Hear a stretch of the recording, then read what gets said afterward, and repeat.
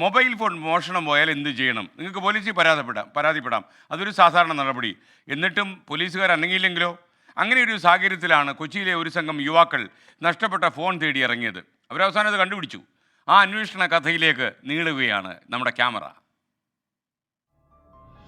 ഈരാറ്റുപേട്ടക്കാരൻ വാജിദിന്റെ ഫോണാണ് കൊച്ചിയിൽ വെച്ച് കാണാതായത്. ഭക്ഷണം കഴിച്ച് പണം നൽകാൻ നേരം പോക്കറ്റിൽ ഫോണില്ല. എങ്ങനെ പോയെന്നോ എവിടെ പോയെന്നോ പിടിയുമില്ല. നമ്മളൊരു വാജിൻ്റെ ഫോണ് കാറിലുണ്ടാവുന്നതായിരുന്നു. നമ്മൾ വേറെ ഫ്രണ്ടിൻ്റെ ഫോണിൽ നിന്ന് പേ ചെയ്തു. പിന്നെ കാറിലെത്തിയപ്പം കണ്ടില്ല. അപ്പം ഞാൻ വെറുതെ ഒന്ന് വിളിച്ചു നോക്കി. അപ്പം വിളിച്ചു നോക്കിയപ്പോൾ ഒരാൾ എടുത്തു. എന്നിട്ട് ഞാൻ അയാളോട് ചോദിച്ചു, നിങ്ങളിപ്പോൾ എവിടെയാണ് ഉള്ളതെന്ന്. അപ്പോൾ ഒരു 10 സെക്കൻഡിനുള്ളിൽ ഇയാൾ ഫോൺ കട്ട് ചെയ്തു. പിന്നെ നമ്മൾ വിളിച്ചിട്ടൊന്നും ഫോൺ എടുക്കുന്നില്ല. അപ്പം നമുക്ക് മനസ്സിലായി സാധനം മിസ്സായിട്ടുണ്ട്. ബട്ട് ഇത് യൂസ് ചെയ്യാൻ അറിയാത്ത ആരുടെയോ കയ്യിലാണ് ഫോണെന്ന്. ഫോൺ മോഷണം പോയതാണ്. പക്ഷേ ആരാണ് മോഷ്ടാവ്? എങ്ങനെയാണ് ആ മോഷണം പോയത്? പരാതിയുമായി കടവന്ത്ര പോലീസ് സ്റ്റേഷനിലേക്ക്. അതായത് നഷ്ടപ്പെട്ടൊരു 3 മണിക്കൂറിൽ തന്നെ നമ്മൾ അവർക്ക് കണ്ടെത്താൻ ആവശ്യമായിട്ടുള്ള എല്ലാ ഇൻഫർമേഷനും കൈമാറുകയുണ്ടായി. പക്ഷേ എന്നിട്ട് പോലും വേണ്ട രീതിയിലുള്ള ഒരു നടപടി എടുത്തില്ല. നമ്മുടെ ഫോണ് പോയത് അവർക്ക് ഈ പറയുന്ന പോലെ വലിയൊരു സംഭവമായിട്ട് തോന്നിയില്ലാത്തതുകൊണ്ടാവും. പോലീസ് അന്വേഷണത്തിലെ പ്രതീക്ഷ നഷ്ടപ്പെട്ടു. ഫോൺ കണ്ടെത്താൻ ഇനി എന്താണ് വഴി?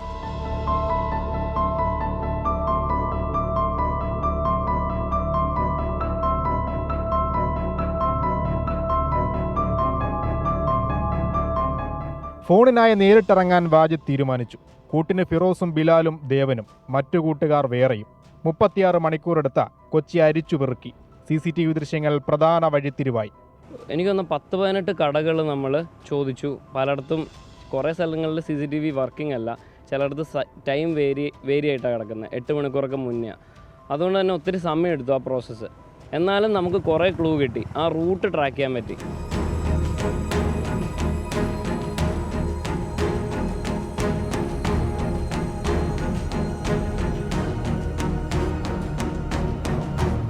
ഫോൺ മോഷ്ടിക്കുന്നതുൾപ്പെടെ ദൃശ്യങ്ങളെല്ലാം ശേഖരിച്ചു.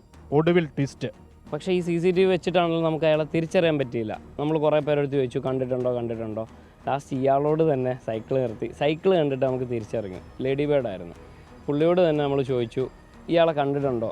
അപ്പോൾ പുള്ളിയാ പറഞ്ഞ എൻ്റെ കയ്യിൽ ഫോണുണ്ട്, സംഭവം ഇരിപ്പുണ്ട്. കിട്ടിയോ?